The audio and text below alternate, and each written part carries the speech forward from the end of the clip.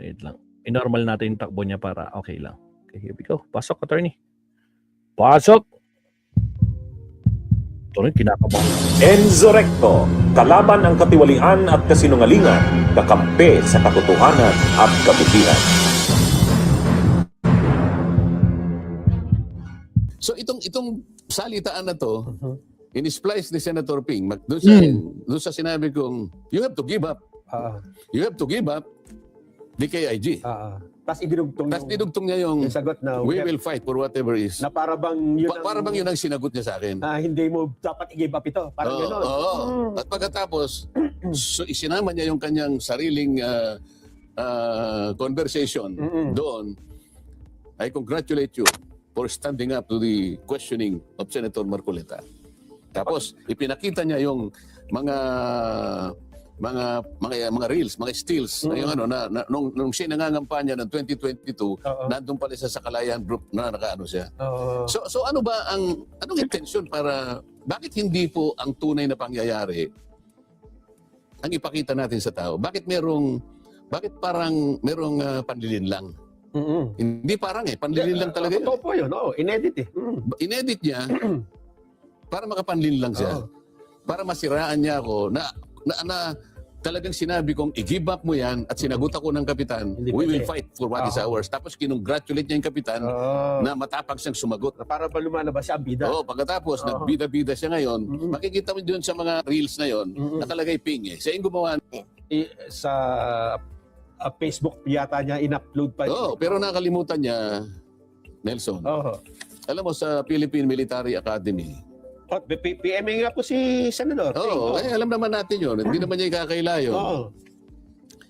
Alam ko sa Philippine Military Academy, Nelson, ang isang kadete ay ginagabayan ng dalawang pamantayan na inilagay bilang isang tanong. Dalawang tanong yun actually. Sabi niya sa'yo, tanong niya sa'yo, do I intend to deceive? Pangalawa, may intensyon ba akong... meron ba akong intensyon na mandilan? Mandaya. Mandaya. Yung pangalawa, do I intend to gain undue advantage? So, intensyon ko ba na may pakinabang, makapanggulang ako at magkaroon ng pakinabang. Magulangan kita na may pakinabang. Tapos sabi, ito yung pamantayan. If you can answer no to both. Okay. Sa dalawa, natanong. Then you are doing the honorable thing. So ibig sabihin, kailangan wala kang intensyong mandin lang. At pangalawa, kailangan wala ka ring intensyon na kaya mo gagawin yun ay para makapanlamang ka sa kapwa mo. Manlalamang ka nga, magkakaroon ka pa ng advantage. Meron ka pang sukli. Ayang ibig sabihin. So, kung ang tanong, kung nasagot mo ng no ito, honorable ka. Paano niyan sasagutin ng no ito? Halimbawa, yung in-splice, ito yung tanong, yung sagot ay... Actually, hindi nga tanong yun eh. Hindi nga tanong yung sa ito. Ito yung statement. Tinatanong ko nga siya ngayon. Tapos idinugtong doon sa kabila. Tatanungin natin siya ngayon, do you intend to deceive? Sasabihin niya, no? Ay, nanlilang ka na eh. Pinagsama mo eh. Ikaw ang gumawa eh. Sana man lang kung ibang tao, hindi niya alam, na ipagkamali niya, ginawa pala niya nito. At saka siya na, okay lang. Pero sa kanya nagmula eh. At saka nandun siya nung nangyari yan eh. Ibig sabihin, alam niyang hindi yun nandun siya. Hindi yun ang message. Hindi yun ang message. Alam niya na theoretical scenario ang sinasabi ko, it's partial contraposition. Para ba sinabi ko nga Nelson, ikaw naman. Sinabi ko nga sa iyo na huwag mong kakainin yan. Malalasong ka dyan. Pero kung gusto mong magpakamatay, kainin mo. So hindi mo naman sinasabi na advocate ba kung bang kainin mo yan para mamatay ka? Hindi. Sinasabi niyo lang sa akin kung gaano kasama yun. Sinasabi ko lang para warningan kita ng doble-doble na huwag mong gagawin yan. Kapag ginawa ko, ganun mangyayari talaga. Hindi ba niya naintindihan yun? Do I intend to gain undue advantage? Siguro. Sapagkat nakikita mo siguro na kapag nasiraan mo ko, baka sumikat ka. Kasi sinasabi ko nga, nasaan ba ang hangganan ng West Philippine Sea? Pinipilit kong linawin yon. Ayaw kong mailigaw, ayaw kong mapaglalalangan o madaya ang ating mga kababayan. Hindi ba maganda kung linawin natin kung hanggang saan ang hangganan? Kasi marami nagsasabi, atin ito, West Philippine Sea.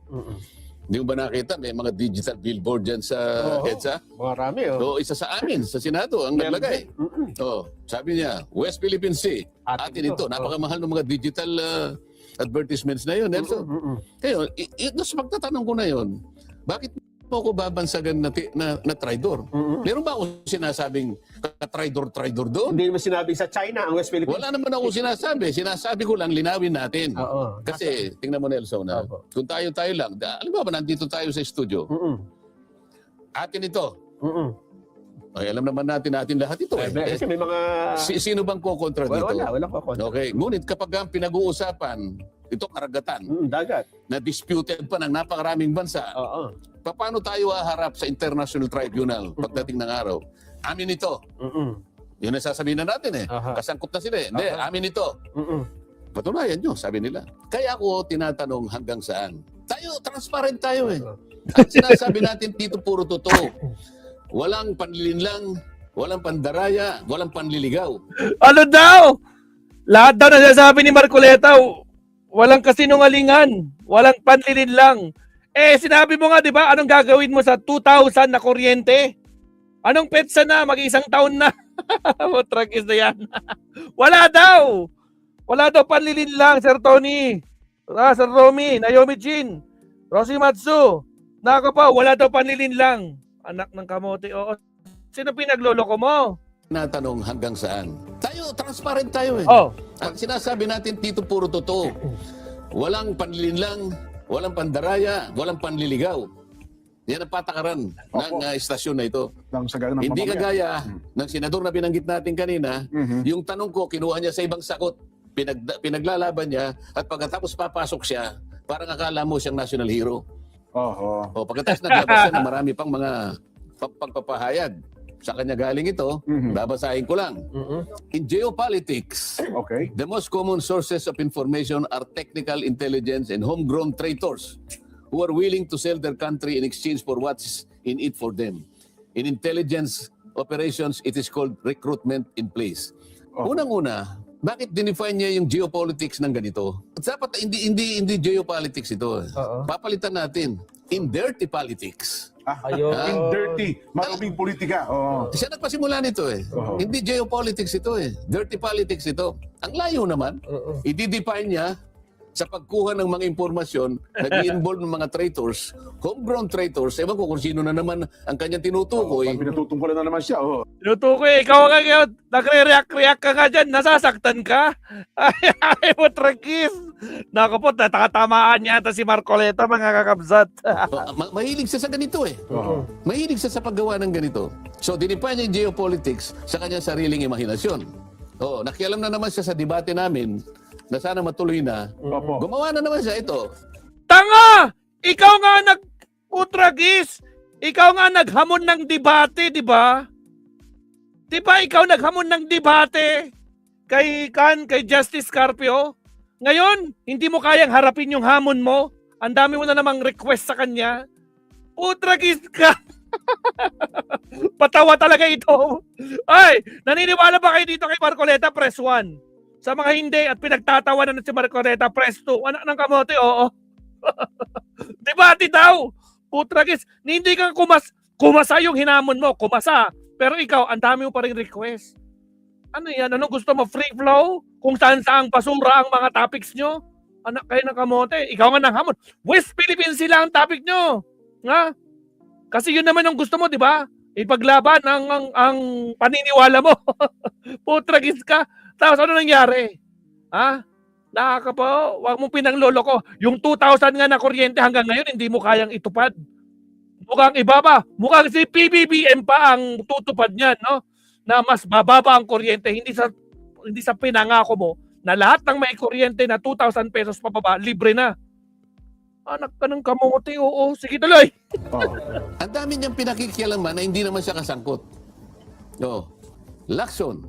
Debate on Calayan Islands may affect Pag-asa Islands residents. Ano na naman? Ang daming pagsasawsaw na hindi ko maintindihan. Anong balak mo ba rito? Bakit niya, ito tinatanong ko sa kanya, bakit niya ginagawa ito?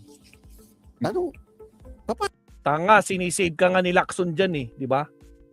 Ayaw kanyang mapahiya dyan kay Justice Carpio sa debating yan. At higit sa lahat, siyempre, pinoprotektahan niya kung sino yung mga nasa kalayaan, di ba? Anak ka ng kamuti eh. Talaga, baliktad talaga utak nito, mga kakabsat. Ayaw ba niya na malaman nila na puro mali ang kanilang pinagsasabi? Ito yung kaniyang gustong pagtakpan eh. Ang dami niyang gustong pagtakpan. Baka magkakakalataan Bakit hindi bigyan niya ng malaking pagpapahalaga kung paano niya gagawa ng ending yung Blue Ribbon Committee na hanggang ngayon, yung kanyang draft na hindi maliwanag, paiba-iba, hindi malaman kung saan tutungo. Ano bang ginagawa niya? Ito ba'y para panabuin ang issue ng flood control?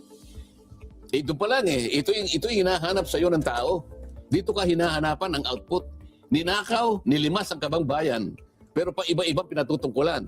Sabi niya, i-chat-charge natin si ganito. Ngayon, hindi na natin i-chat-charge naman. Ano ba talaga? Saan ba talaga patutungo ito? So, imbes na ito ang bigyan niya ng pinaka-focus ng attention sapagkat ito ang kailangan ayusin mo. Naghihintay ang milyon-milyong kababayan mo. Dahil ikaw ang chairman yan. Pagkatapos pupunta ka na naman dito. Pati yung pagliliwanag sana.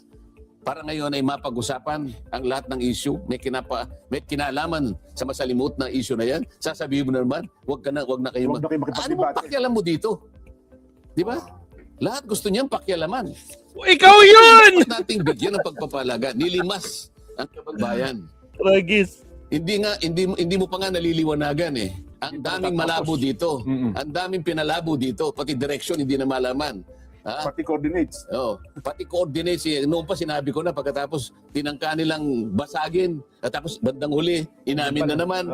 Ngayon sabi niya, I'll make one emphasis.